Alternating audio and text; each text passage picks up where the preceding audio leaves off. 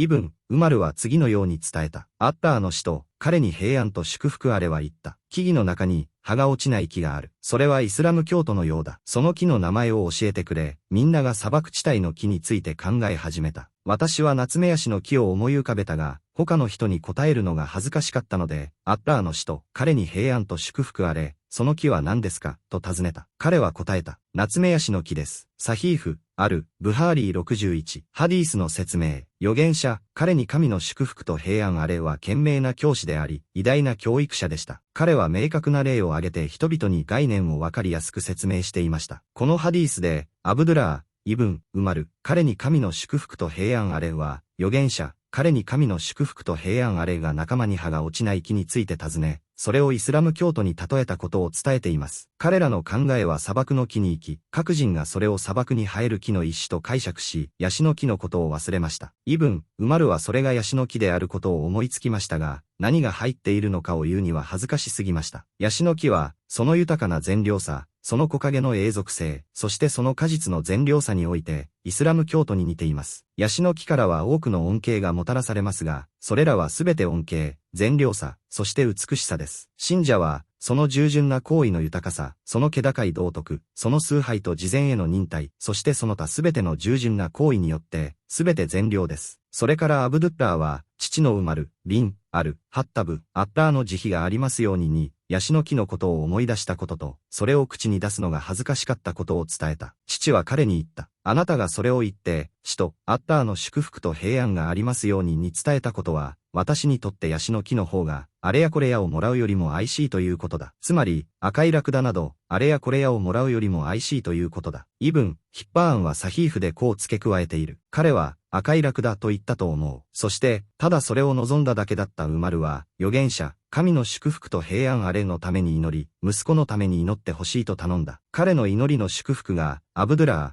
イブン、アッバース神が二人に満足されますように届いたのと同じように、息子にも届き、理解の徳が若い頃から現れ、老年期にもそれによって勝利するようにと。そしてハディースにはこう記されている。学者が質問を投げかける。彼らの理解力をテストするため、これには、イブン、オマルのように年長者を尊重することが含まれます。ただし、年長者がそれに注意を払わない場合は、年少者がそれを言うことができます。これには、アブドゥッラー、イブン、オマルの知性を示すものが含まれます。全能の神は彼を知性をもって創造した。それは、ヤシの木の効能とそれがイスラム教徒に似ていること、そしてその果実からもたらされる祝福を含む。それは、自分の息子が自分より年上の者よりも知識において優れていることを望む男性の熱意を含む。それは、父親が息子の知性と賢さに喜びを示すことを示すものを含む。